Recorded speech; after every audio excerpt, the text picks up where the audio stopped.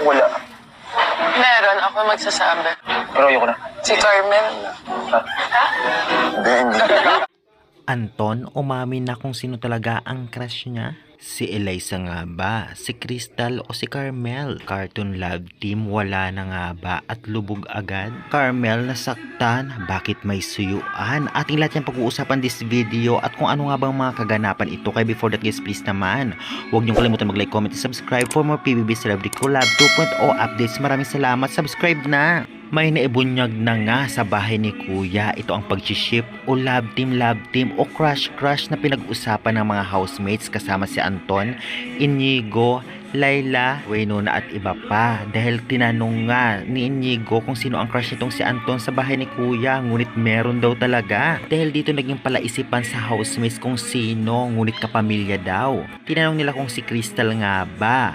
Tinanong nila kung si Carmel. Sabi niya si Crystal ay hindi daw. Si Carmel nagsabi lang siyang ha? Ngunit sabi naman itong si Inigo ay hindi. Mukhang si Eliza.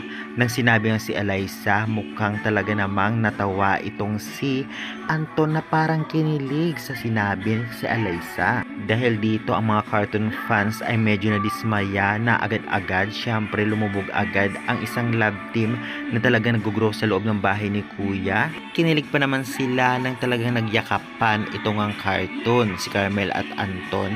Maging magkagrupo ito sa taas. Ngunit nahahalata kung parang may something. Baka si Carmel talaga ang crush ni Anton, hindi lang niya masabi. Lalong-lalo pa nung tinanong nga si Anton ni Inigo kung si Carmel nga ba, ay talagang eksakto pumunta doon itong si Carmel at nakatayo.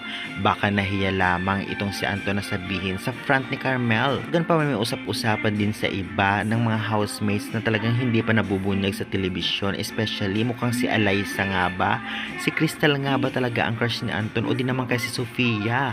Marabing gang siniship kay Anton, ganun pa man ay hindi pa natin alam kung sino nga ba talaga ang mabubuong love team sa loob ng bahay. Kaya abangan na lang natin sa mga susunod na araw dahil magtatagal tiyak na talaga namang mag-aamin din ang mga yan. Kaya good luck na lamang. Anong sa inyo guys? Para sa inyo lang naman, sino kaya ang crush talaga ni Anton? Si Crystal nga ba? Si Eliza o si Carmel? Ako sa tingin ko si Carmel pa rin base sa mga pinapakita niyang galaw.